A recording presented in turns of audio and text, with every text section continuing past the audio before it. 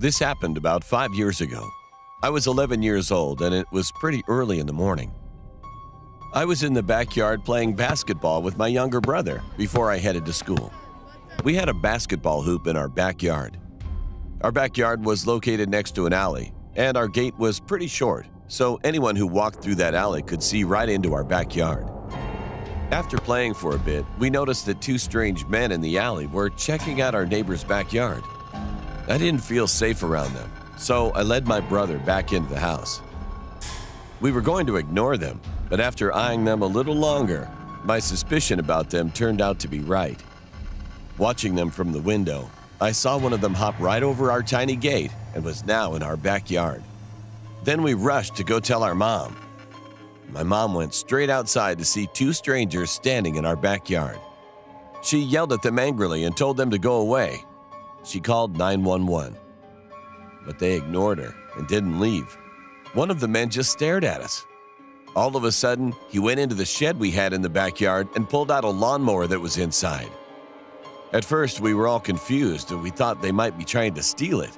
Then my sister started to record the incident, thinking it might scare them, make them run away. But it didn't work. My mom called 911, and the men weren't saying anything to us. But one of them seemed to have changed his mind and was trying to convince the other man that they should just leave.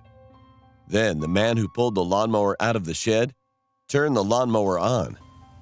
We were totally confused at that moment. A random stranger just comes into our backyard and completely ignores everything we say to him. Why would he go into our shed, pull out a lawnmower, and turn it on? I mean, it doesn't make any sense. However, his next move made even less sense and was even more insane.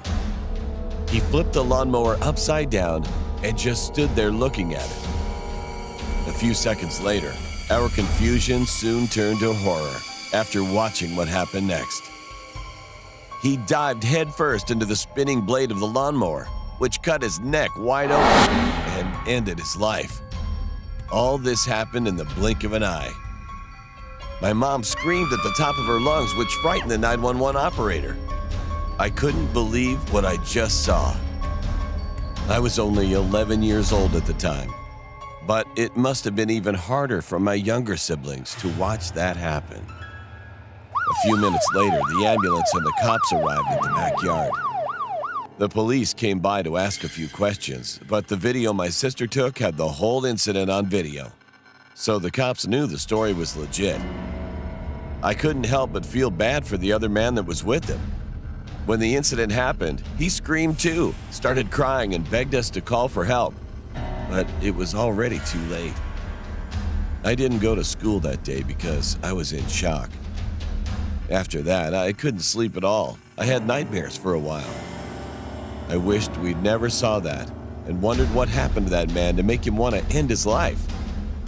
I also couldn't stop thinking about our lawnmower.